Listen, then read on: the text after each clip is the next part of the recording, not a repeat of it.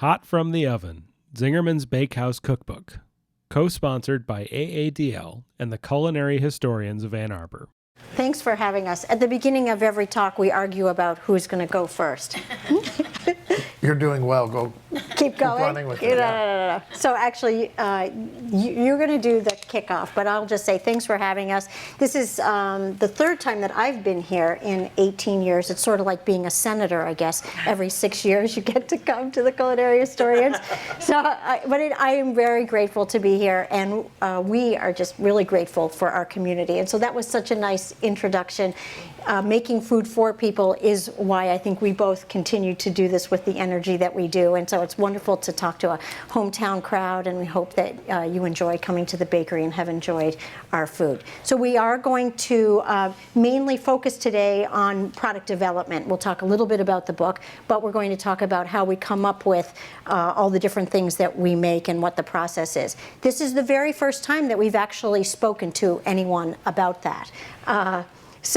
The process is maybe not as formal as you might imagine. We're actually a very small company. We don't have, market research, or we don't have just a test kitchen to do it. So you'll see what the process is, and it's somewhat of a personal process, and it'll be interesting to hear what you have to think about it. So Frank, I'd like you to start with sort of a little bit of the history of the bakehouse and how we got to here with it really in terms of food. Can you do that? Yeah. I'm interested to learn about product development too. Well, thank you all for having us here today. And so it's interesting to look back 25 years ago. I started the Bakehouse, and it was long before there was any Zingerman's community of business. Back then, Paul and Ari and I were the owners and partners of the Bakehouse. And if you could look back in time, Paul and Ari were still behind the counters at the deli, daily selling cheese, making sandwiches, and running the delicatessen. And in '92, the deli was a little more than 10 years old. And during those 10 years, Paul and Ari had traveled around the country and really around the world looking for great producers of traditionally made and delicious food. And after 10 years, it became clear to them that though they were buying the best bread that was available in Ann Arbor and really the Detroit area, it didn't measure up to what they knew existed in nearly every place they traveled in Europe. And in our country in particular, in '92, there was already a really great artisan bread movement in the San Francisco area. And so in the spring of '92, Ari had a couple of weeks off in Berkeley and San Francisco, and where every day he enjoyed a different wonderful bread from a different bakery. Near the end of his time there, he mentally made a decision that he wanted to upgrade, improve the quality and the consistency of the bread. And though he wasn't able to get the people baking here in town to make those improvements for him, he was going to figure out a way to do it himself. And he came back to Ann Arbor after his time off, kind of excited with that idea. And his first morning back was my last day being a partner at Monahan Seafood Market, and I had coffee with him, and I said, well, Monday I'm going to take a job working at the produce station, but I'd love to do something with you in the future if you have any ideas. And Ari said, well, what about baking bread? And I thought, well, Ari, come on. The only thing I've ever baked was zucchini bread in college, and I don't think that counts. That's not what you're looking for.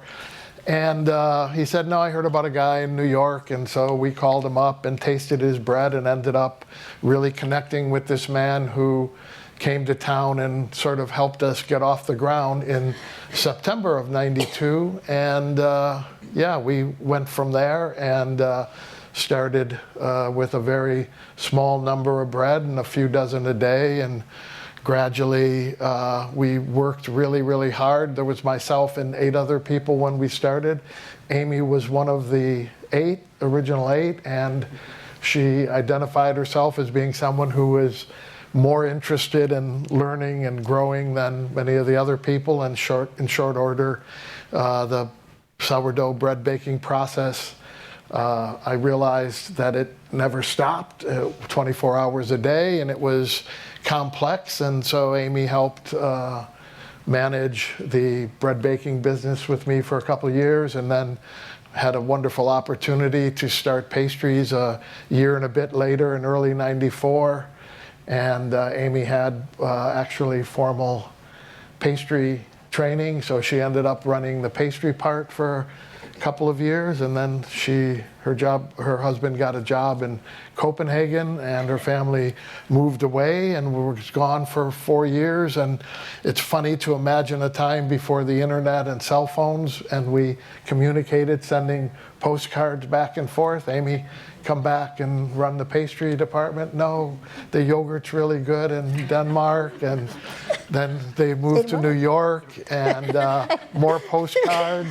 And finally, by the year 2000, the Bakehouse had grown both physically in size, in people, and in complexity, that I realized I didn't need really a manager. I needed another partner to come in, have equity in the business, and help really move the business into the future. Was really lucky that in 2000, Amy moved her family back to Ann Arbor and joined me as a partner, co-managing partner of the Bakehouse. And since then, Amy's come up with hundreds of really, really great ideas. Amy is the innovator, the idea person. I would be happy doing the same 8 breads we started with over and over every day. I like systems, I like optimizing, and so together we are good partners. And yeah, we've managed to, in the last 18 years, create probably double or triple the number of different items that we have. And I think I play a role in that, but as I said, that's truly, I'm not joking, that's Amy's specialty, to think about new ideas and come up with different things. Great. So now, can you talk about, at the beginning, what was the vision for the food that continues today? Well, our whole life, to me, really changed when we tasted the bread from this guy who was our consultant in upstate New York.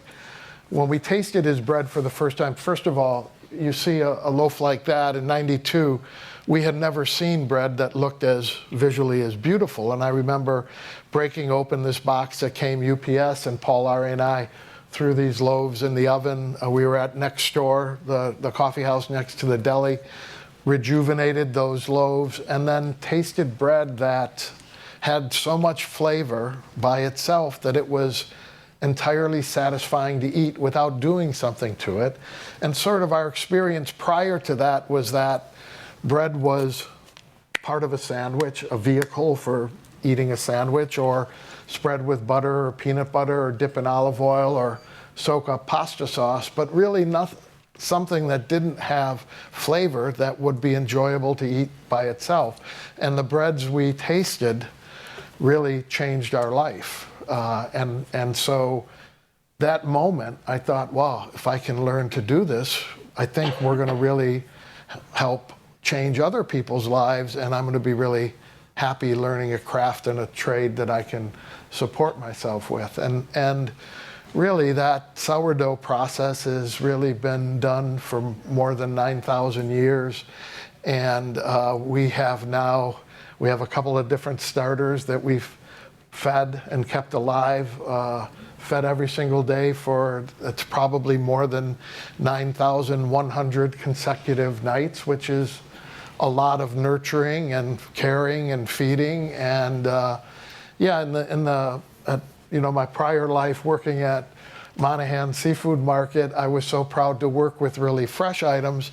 And now in the last 25 years, these starters, we're working with living organisms and keeping them alive and coaxing them every day through the process of fermentation to really make delicious bread. So simple ingredients, flour, water, salt, and thyme. And our vision is to make as great tasting food as we can.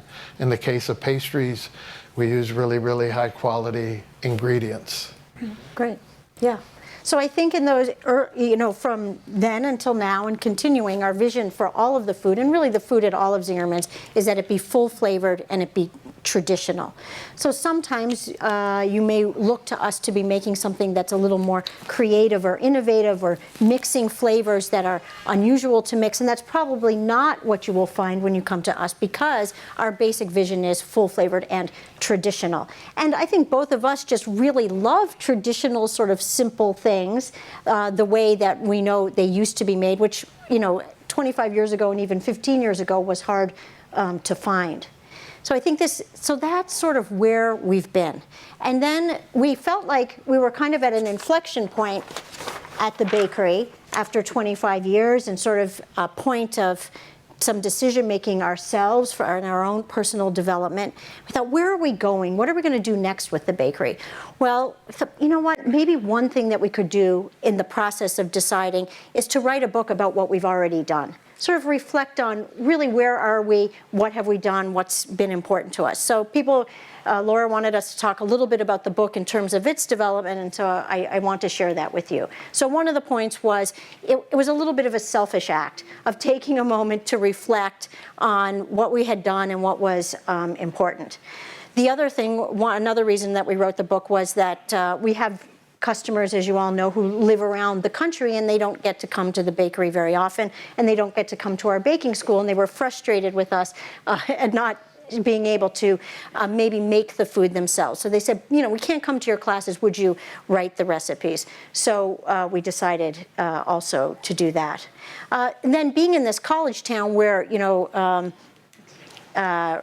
seminal research is sort of the way to go if you're a professor here. We wanted to make something that was unique. And I have to say, there are many, many, many very fine educational baking books out there.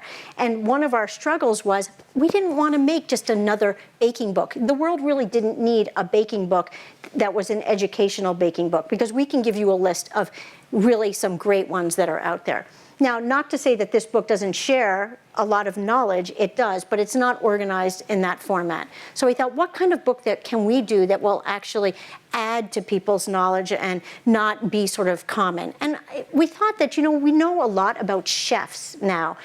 Chefs are very, very popular. They're on TV. Many of them are very famous, but I don't think that there's a lot out there about really what the life of a baker is. So we decided to write the book to sort of share with all of you what it was like to actually work in a bakery and to make this kind of food day in and day out. So for those of you who have already had the book, you may have looked through and you see that the chapters are thematic, the flow of the day, the flow of the year. There's a chapter about our mission and vision, sort of what drives us. So we really wanted to share with you a lot about the community of bakers at the bakery and what the process of our work was like. So those were the primary drivers for the book. One thing that I think is interesting, though, that I don't know that it will be curious to hear whether this resonates with you, but for us, it's now a very low bar to actually be an artisan baker and to make full flavored food really using real ingredients. There are now many artisan bakeries in the country, and that's a good thing. So in '92, it was somewhat revolutionary, and maybe even up until 2000, it was still uncommon. But I'd have to say that you can go to many, many communities around the country now and find people who are making fantastic naturally leavened breads or pastries that use real ingredients. And I think that's a very positive thing, not a problematic thing for us. But we wanted to write the book because we now have to figure out what's the next step for artisan bakers. What else can we do to make the field even better than it is now? And at the end, Frank is going to talk about some of the things that we're going to do and what we expect to happen in our bakery in at least the next 10 years. Okay, so the food starts with a vision. So let's get into product development a little bit. So we have a basic idea. It needs to be full flavored and traditional. So there's a inspiration of some point. Something comes up that inspires us. What are the possible inspirations? There can just be some life experience. There are many, many bakers at the bakery. We have 140 employees, but about 60 people are actually baking. And they're eating baked things all the time. They have past life experiences. And we spend a lot of time together, so we discuss things that we might like. So for instance, have any of you eaten a palmier from the bakery? A palmier. So it's a traditional French puff pastry cookie. One day I was in the pastry kitchen working, I don't remember the nature of the day, and the pastry manager at the time, Charlie Frank, who owns the Zingerman's candy manufactory, was working with me, and I said, gosh, Charlie, I just love palmiers. I wish I could get a palmier. He said, oh, I love them too. And then he looked at me and said, why don't we make them? Like, sure, yes, why don't we make them? So a palmier just came out of a past love, having eaten it myself, sharing that information with another baker, and then saying, well, why not? It fits in with our vision, let's make it. How many of you remember cosmic cakes? Oh, no, it's interesting. Over the moon pies. So we were making them, moon pies. We get a lot of what we call code reds from guests who are upset with us that we don't make them anymore.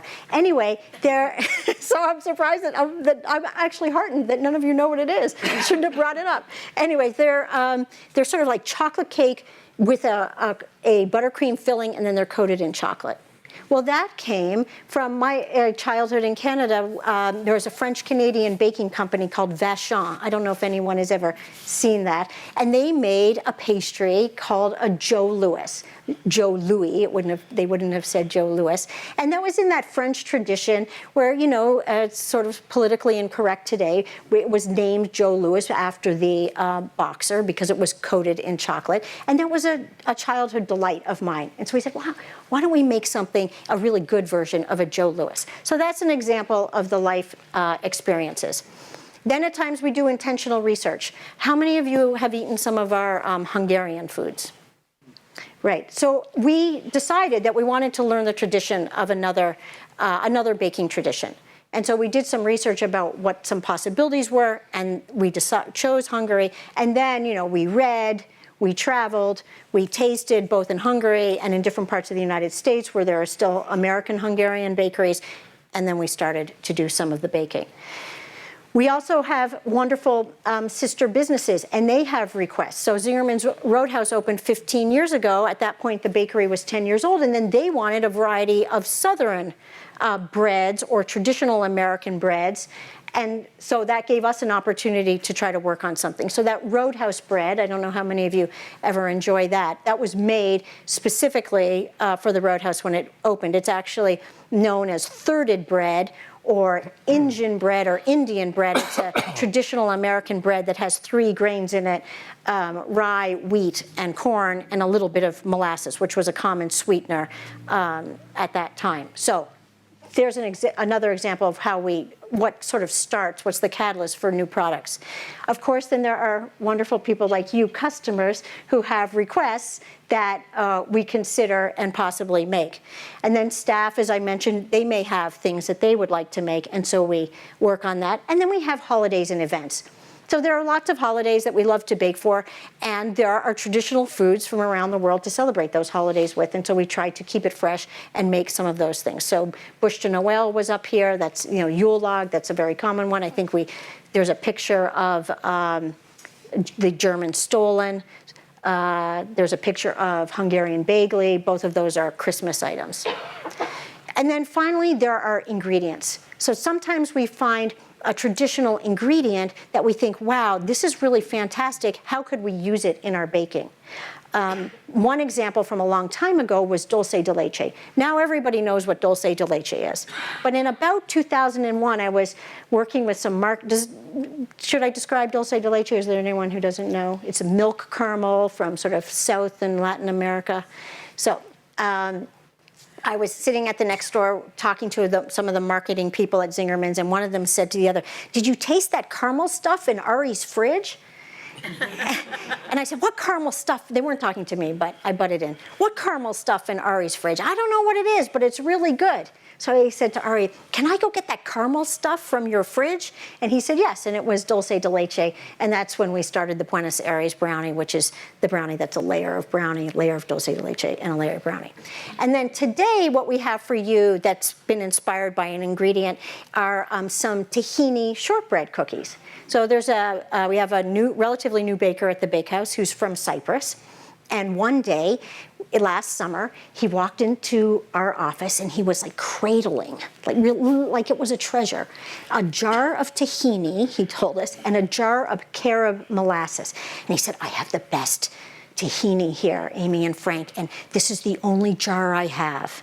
But I want you to try it. And each one of you can take home these 2 jars just for a night and then give it to the other one. And then you need to bring it back to me. And tahini is not part of our personal traditions. I'm like, okay, Hazem, great. Yeah, we'll try your tahini. But this tahini was incredible. And so we thought, oh, how could we possibly use the tahini in baking? And then I started to see, I don't know if any of you have noticed how much you read cooking magazines, tahini has sort of started to pop up. It's popular now. So these next 2 months at the bakery, we're making 3 different items with tahini in them. So that's just another, I think, pretty apt example of what the catalyst is, or an inspiration for new products. What tahini are you using, from Cyprus? No, it's actually Turkish, and what makes it so special is that, and we're selling it at the bakery, and it's the only place east of Massachusetts that you can get this. So if you like tahini, come and get it. And it's made out of heirloom sesame seeds, and they're toasted, and then they're ground. But you have to get the toasting, as I understand, the toasting just right, so that it doesn't become bitter. Exactly. Okay, any other questions about all of that? Okay, so then we begin to create. So whether it was an inspiration from travel or actual research or an ingredient, and what we do is we do a little more research, and we collect a lot of recipes that are already using it. I mean, practically nothing is new, I'm afraid to tell you. It starts, you start somewhere. Maybe we have a recipe of our own and we're just going to adjust it in some way. But we collect a variety of recipes, we look at them, we make some decisions. Oh, I like this, I don't like this. This one didn't have any salt. We always want to have a little salt. And we just start. And we make it. And then a group of us, and a variety of people. It's not just a set, it's people, but Frank and I are always involved. And we make it, and then we taste it together. And we say, what do you like? What do you like? What was good about the flavor? What was good about the appearance? What was good about the texture? What wasn't good? Okay, based on that, what are we going to do next? And then we adjust the recipe, and we make it again. And then we taste it again. And then we make it again. And then we taste it again. And it goes on and on. And this can take, anyone have any idea how long it might be from start to finish when we're making something new? 6 months. It's usually months. Right, 3 months, 6 months, depending on the complexity, and also what else is going on in the bakery, and actually how much time we have to make it. So it's test, refine, repeat, test, refine, and repeat. Do you have anything you want to add about that? Well, I do. Sometimes it is a number of years because, with the partners that we have, especially Ari over the years, has shared hundreds and hundreds of really good ideas. But we have so much going on that sometimes that process takes a lot of time to do. And I have a stack on my desk, the left side of my desk, that I keep Ari's idea. And sometimes those little notes or a recipe that he's cut out or an article from a newspaper can sit there there have been a couple in the last couple of years that were 7 or 8 year projects where I went back, finally the time was right. Somebody mentioned something that I realized, oh my gosh, I think I know how to do that. And you dig deep enough and there it is, and then you insert it in and begin that process. We have a very clear vision, full flavored and traditional. So if we can make something that's traditional, that suits the needs of those food trends, then that's great. Someone at the bakery who runs our school calls it naturally occurring gluten-free or naturally occurring vegan. So we're really happy to do that because we're not, everybody gets to, it's your choice how you want to eat, and we want to serve customers. So we would like to be able to offer something that suits people's needs. However, if it's not naturally occurring, we do not adjust the recipes to, find a way to make bread that doesn't have carbohydrates in it. And companies do that. That's what they, that's what they base, they do market research, and customers say, we want X, we want bread that actually isn't bread, and then they go back to the lab rather than to the kitchen and figure out how to make that happen. We're not actually chemists, so we don't have the skill to do that, and we're not actually, interested in doing that. There are businesses that can serve that market, so we don't do that. I think that there are some things that we have been conscious of, though. Sort of maybe serving sizes. We're Zingermans. We're kind of, we started with the deli, and what's the deli known for? Big, right? Oversized. So some of the things that we make are very, very big. And actually the man, Michael London, who was our first teacher in bread, when he first showed us, he came and he put one of our croissant in his hand, and then he put one that he made with us that day, and the one that we had made was quite big, and then the one that he made was more elegant and smaller, and he said, Amy, this is delicatessen and this is patisserie. So I think that, right, which hurt, but it's okay. That's what teachers do sometimes, right? Learning can be hard. So I think that we are becoming more conscious of things, serving sizes. We don't all need to eat quite as much as maybe we were enjoying in the past. But basically, we tried to stick to our vision. And we have lived through, and if you read that chapter in the book, in the last 25 years, I think the first thing that happened was salt.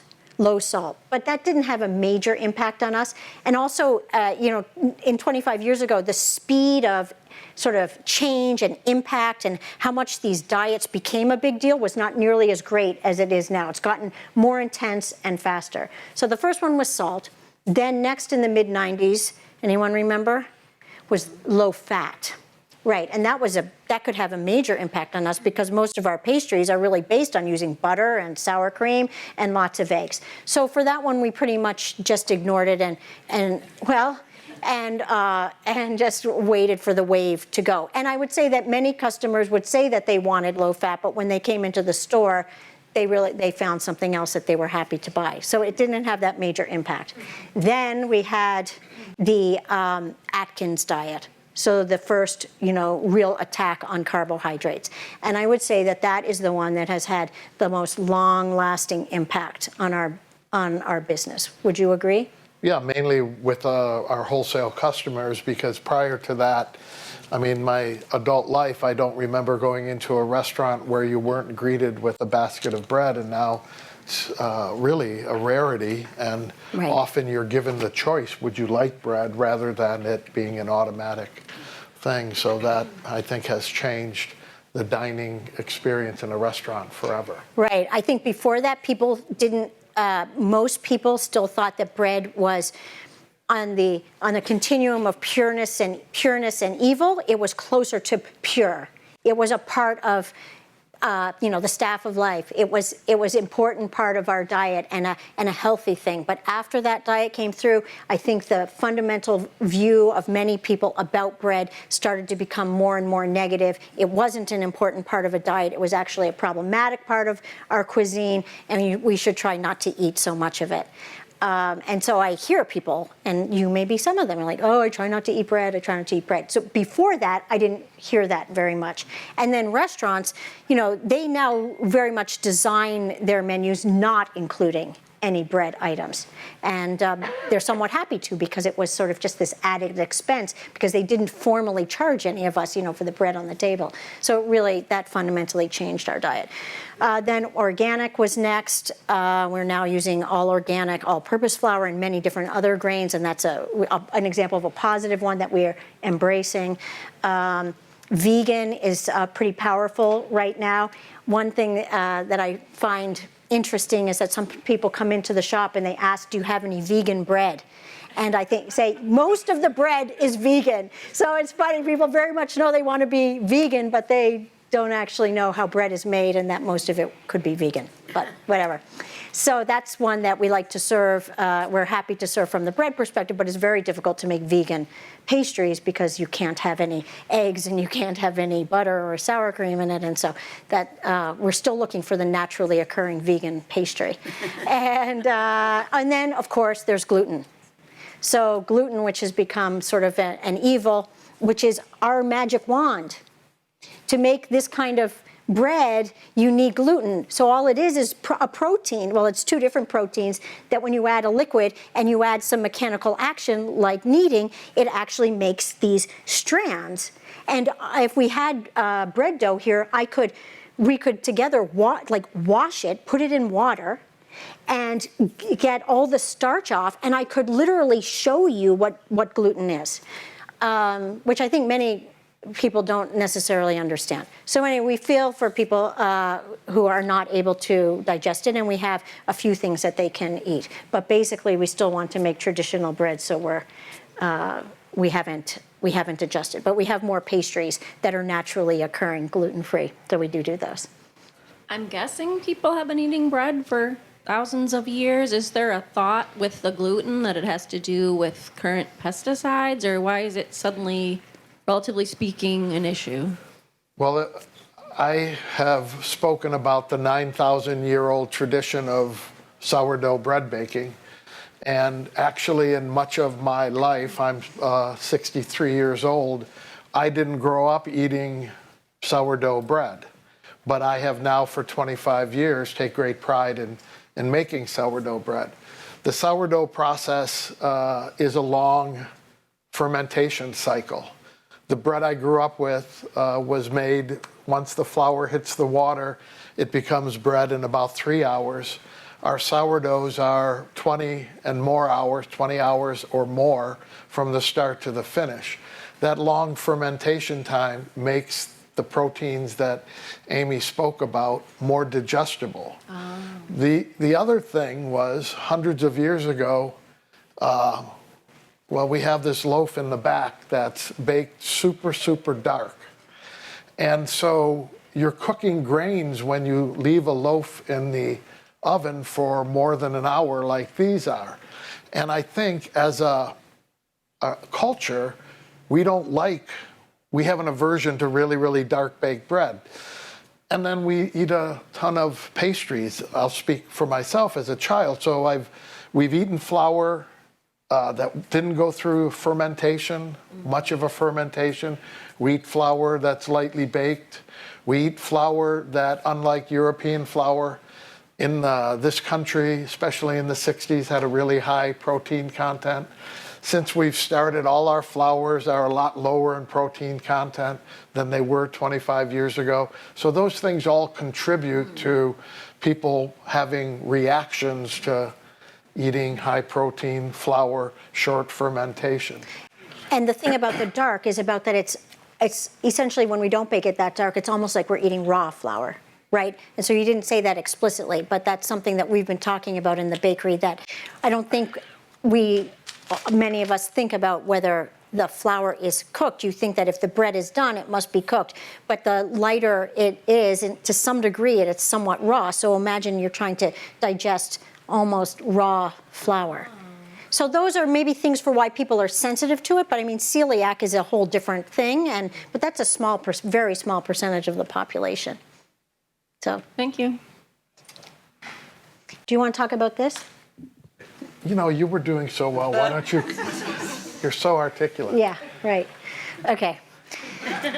Just going to go with it. So we do these things that we're sort of like in our own, minds in the bakery of having an inspiration, choosing an item, and testing it. But then we have to realize that there's a market out there. So here's the sort of business side of product development. But I just want to make the point. We start with something from our heart first, something that we really want to make. And then we say, after we have something that's close, okay, let's think about this. Can we actually sell it to anyone? So we we figure out how much it would cost for us to make it and then how much we would want to sell it.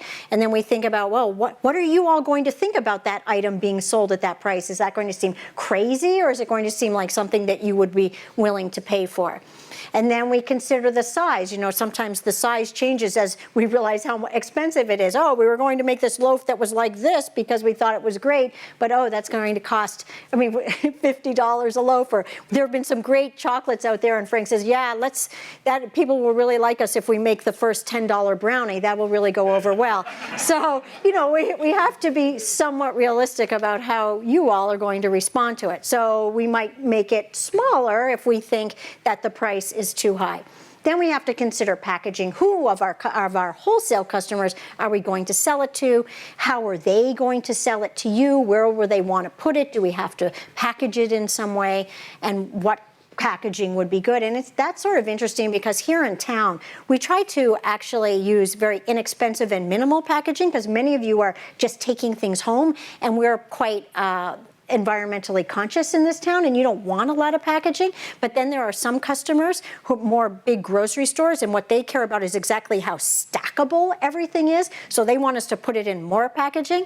And honestly, the packaging often costs much more than the ingredients. So that is this other challenge, because when you're small like this, to get packaging at any reasonable price, you have to buy thousands of it. So, you know, a run of at least 10,000. If you've never sold anything before, you don't want to buy the packaging for 10,000. So that might be boring to all of you, but it's one of those considerations that we have to consider.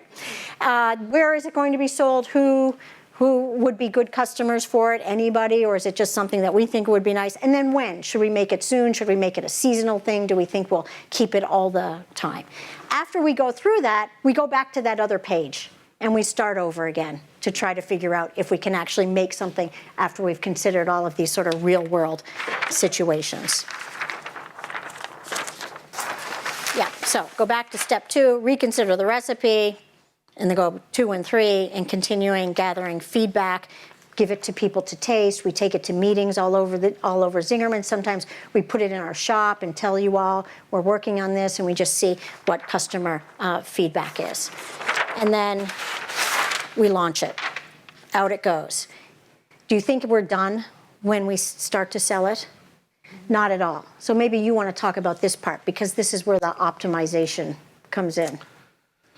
Well, I think we never stop trying to make something that we make better. And probably a prime example, in probably 1995, Karen Lucas worked as our pastry kitchen. She created our first cinnamon roll that was made with our Danish dough and brushed with butter, brown sugar and cinnamon rolled up, and was instantly really, really popular. But after we sold it for a couple of years, while it was popular, it wasn't, we thought, it wasn't as great as it could be. And the Danish dough, when you put 32 cinnamon rolls on a tray, and they're nice and thick, and you proof them and put them in the oven in order to bake them through, it tended to dry out the dough a little. So we found it, and we had customer complaints that it was dry. And so we created a laminated cinnamon roll replacement called the Zingerman that we loved. We thought, from a baker's perspective, this is sophisticated, it's subtle, it's delicious, it's light, all these things that we thought everybody would love, and then we could replace the cinnamon roll that as bakers we didn't think were so great. And of course, our customers, once we make something, they don't let us stop making it. So for years, we made both the Zingerman that we loved and the cinnamon roll that we didn't love. And finally, we just gave up with the Zingerman and realized, let's improve the dough. So we started using a brioche dough instead of a Danish dough. And so just in the last 2 years, we are now happy, truly happy and at peace with making and selling a lot of the cinnamon rolls. Anyway, once we launch something, we often improve both the way we make it and then the quality that we make it. And sometimes it needs to go on a short vacation to go through that retooling process. Is that what you wanted Yeah. me to Yeah. talk about? Yes, and so, Frank has said a lot of nice things about me, but one of the great things that I've learned from him is the value of practice and repetition. For me, at the beginning of knowing each other, I wanted, what's the new thing we're going to work on? Not let's make another 100 farm loaves and let's make another 100 rustic Italian loaves. Like, what are we going to do that's new? And he said, no, there's a lot going on here that we really don't understand. And the more that we do it, let's get deeper and deeper into it to really understand it. And then he said to me one day, we never really know anything until, I remember him saying, until we've made thousands of them. And he's corrected me and said, that it was hundreds, but we really don't know it until we've done it many, many times. And then we learn a lot about it, and then we adjust it, and we try to make it better. So if you ever eat something of ours that you remember as being slightly different when it first came out, that is probably true, because we're not done with it, and we're actually trying to improve it. The Roadhouse bread is an example. There's cornmeal in there. Initially, we didn't soak that cornmeal, correct? Right. Right, and I don't know, I wasn't a part of that process. Do you remember changing? Do you remember changing it? The cornmeal reacts when you add water to it in the dough, and it ended up making a dough that was very, very difficult to have behave the same way every day. And Dave Krishak, who was our bread manager at that time, had learned in baking school that if you make a mush of the cornmeal first, so we pour boiling water on the cornmeal and cool it, and then add that in the dough. And since then, the bread has been much, much, much improved. As I recall, originally the Roadhouse was called Injun Rye for historical reasons. Did you get feedback? People thought that was too negative ethnically because you changed it after a while. I don't remember the code red, the complaints, but we thought that it potentially could, so we just changed it ourselves. And we tried not to say rye anymore. Mm-hmm. We just call it Roadhouse because many people don't really know what rye tastes like, or they think it tastes like caraway, because caraway is often in Jewish rye bread. And then some people don't like caraway, so then if something says it has rye in it, they assume that they're not going to like it. So we're still trying to get people to stop calling it Roadhouse rye. But you have to be careful. Sometimes Frank is a big jokester, and at the beginning of making something, I didn't put it in here, but he comes up with names, but they're often names that really we don't want to use. But then everybody starts calling it by this name, and we have to say, don't say that anymore, because we'll censor myself. Yes, because we'll never get rid of that. Will become the name, and they're funny, but they're not always for public consumption. So there are some challenges in doing this. It takes time. And you have to have some patience and perseverance through that time, because often with new bakers, if they're working on a project with us, they think that if something came out properly, basically was edible, that was probably good, right? Oh, look, you said, let's work on this, and here it is.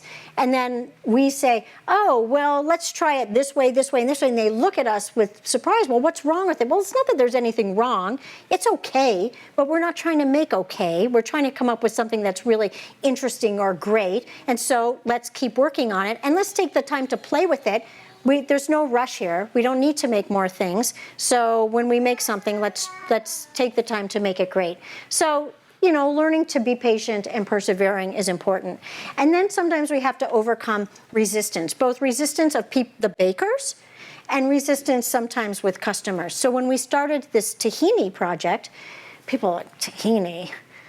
Why tahini? And we're kind of resistant in the bakery about it. And then some of the shop folks, in selling it, it was foreign to them, and they just assumed that it wasn't going to taste good. So I overheard someone say, oh, I thought it was going to taste terrible, but it was a lot better than I thought it was. So right, it's sort of funny, but sort of not funny. But if the people who are in our shop who are selling it if we don't sell it to them, believe me, the product will never take off. So if they don't like it, it's dead in the water, as we might say. So there's sometimes resistance, and it takes a lot of education at times to get something going. So Frank was talking about the dark loaves. Dark loaves, still to this day, after 25 years, we have many of of all of you who really don't want that dark loaf of bread. And we understand, and that's why now we've given in, and the bakers are supposed to have a range of color of the breads that come out of the oven. But it's still our belief, and we'll persist in baking some of the breads really dark and trying to get everyone to taste them so that you can see why we think it has more flavor. And then here was here's the chart about market interests or changing tastes. So diets was one. I didn't talk about local. You know, there's a large interest in us using local things, and Frank will tell you a little bit more about that at the end, what we're working on, servings. People really want things to be easy to eat and to use, and there's often many customers don't know how to take care of a pie or a cake. So that's sort of an interesting challenge that we hadn't thought of before. So we have to think about those things also. And then a new one for the bakery in the last few years has been people really want to customize. So they like the carrot cake, but they don't want walnuts in it, and it's not because they have an allergy, they just don't like walnuts. And can we make a carrot cake that doesn't have walnuts? Or they like oatmeal raisin cookies, but they don't like raisins. So could we make an oatmeal raisin cookie for them that doesn't have raisins? And, you know, in much of the other food experiences that we have, we can ask for things to be customized, right? So you go to a restaurant and you don't want anchovies in your salad. You say, you know, I don't want anchovies, and they're making it to order, so it's easy for them to do it. The way it works in the bakery, we're not making, you know, one or two at a time, we're making many. And so to make an oatmeal raisin cookie for one person who doesn't want the raisins is a little more challenging. However, we do our best to kind of meet some of those requests, and certainly try to meet those requests if it's related to someone's health. So the other enormous change that happened is allergens in the last 25 years. At the beginning in the bakery, we didn't talk about allergens at all. And I think we barely spoke about allergens until about 2000. And then we spoke about peanuts. But now, I mean, we really are taking care of, there are 8 official government named allergens. I'm not sure I can say all 8. I tried to say it to some people last night. There's wheat and eggs and dairy and fish and tree nuts and peanuts and soy. And one more. I can't remember what the 8th is. So we at the bakery have to make sure that there isn't contact between any of these allergens. So you have to arrange all of your storage of ingredients in a particular way. Allergens can be next to each other, but not above. Different allergens can be next to each other, but not above one another. And when you have hundreds of different ingredients, this is a little puzzle. And then when you have component parts, because we have, you know, pastry cream or lemon curd or frangipane in our walk-ins, you have to arrange all of those in a way that the allergens couldn't possibly infect one another. And then, of course, while you're making everything, you have to make sure that there's no cross contact. And it's to the point where we don't want anyone to get sick. So that is a really positive motivating factor. Some of the government rules we sometimes struggle with, but for people's health, we can be motivated. So we now wear plastic aprons every time we're dealing with a specific allergen, so then we can take it off when we're no longer dealing with that allergen. So there's all kinds of steps that we take to protect people from being sick, which adds a very significant level of complexity to our work. Okay, so that's kind of where we are. And then Frank can talk about, I said at the beginning, we wrote this book because what next? And maybe you'd like to talk a little bit about what next? Well, I'll start with the context of the third bullet point there, local. And, you know, for 25, I grew up in Michigan, and often in summer driving up north, on some level I realized what an incredible agricultural state we're in. And yet for probably, 18 of the 25 years that we've been baking, in my mind, the flour came from somewhere in Nebraska and Kansas and not from Michigan.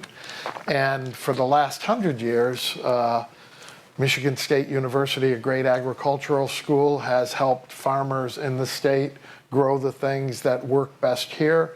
And so Michigan is known for growing a bunch of a really great pastry flour and some cake flour but really not much bread flour until the last, decade and a half. And we worked with the MSU Extension Service for years, trying to find farmers who were willing to devote a few acres to try to grow some hard red spring wheat for us that we could make a bread with. And the first year we got 50 or 60 pounds. The second year we got 500 pounds, which was enough to play with for a little bit. Then we had an entire year with a crop failure. One year we had 12,000 pounds of flour, which allowed us to make farm bread for, I think, 18 days. So in the month of March one year, all the farm for the first, it was going to be for the month, but we make a lot of farm bread, so all that flour disappeared. And then a few years ago, out of the blue, a man walked in from Traverse City and brought a sack of flour in, and he said, I'm milling this up there. Somehow I found some farmers on the Leelanau Peninsula who are willing to grow hard red spring wheat, and I've heard it's really great. And it's been phenomenal, and we've been buying flour from Grand Traverse Culinary Oils and Flour for the last 3 or 4 years. And he's got a stone mill, and we buy all of our whole wheat flour now comes from the Leelanau Peninsula. And then we, what's called high extraction flour, we buy thousands of pounds of that. This man is so nice that last summer in Xenia, Ohio, a farmer grew turkey red wheat for us. We got 10,000 pounds of that. And that's an ancient heirloom variety of wheat that, again, 150 years ago was the primary bread wheat in the United States. And then by the 1920s, it was essentially gone as modern varieties. Turkey red grows this tall, which makes it susceptible to lodging in a wind or a thunderstorm. Modern wheat is this tall in the field. Again, being a city boy, I didn't know those things. I had these images of tall flowing fields of wheat, and really when I went to Kansas about 10 years ago, it's all pretty short stuff. Again, modern. Science helped create something that would last, but what we lost was flavor and root systems and all kinds of really important things. Anyway, the thing we don't have is the infrastructure really to deal with that. So we found a trucking company to go to the farmer's field in Xenia, Ohio, and drive that wheat to a place to clean it, and then drive it up to Traverse City. And Bill, our friend, built a new container for it, and he's milling both his wheat and another wheat for us. And a little bit later, we're going to taste some beautiful epi wreaths that we've made out of the turkey red wheat and then rolled in sesame seeds. And the other bread that we're going to taste is our country miche that's made 75% with that Traverse City flour, 15% rye, 5% spelt, and 5% buckwheat. The crumb is wonderfully dark, incredibly moist, and I think it's the most nutritious bread that we make. And for nearly 25 years, my favorite bread was farm, the picture of which keeps popping up here. But for the last 6 or 7 months since we started making that, that's my new favorite bread. Right, so I think we're going to continue to work on projects like that. And then you're the first people in the public to hear this. So the next thing that we're going to do, and we'll get it going in the next 6 to 9 months, is actually getting our own small mill and getting some local grain and milling it and using it fresh.